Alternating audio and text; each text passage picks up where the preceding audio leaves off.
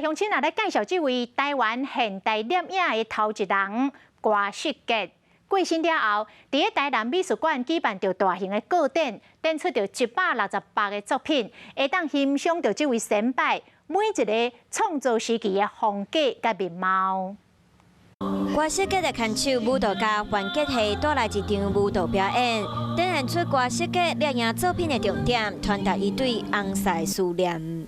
台南作为他逝世过后第一个重大展览，160张作品，所以这个规模可以说他返乡很大的荣耀。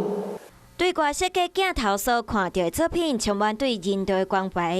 摄影风格表现底片和暗房的技术，嘛会变做台湾现代摄影的头人。在这种看似非常单纯的作品当中，水质的流线隐藏着岁月的痕迹。 这摆展览伫台南美术馆一馆展出，展期到今年的9月11。 Hello， 大家好，我是乃瑜，要教给大家2个任务。第一个，华视新闻的脸书专页，你按赞了吗？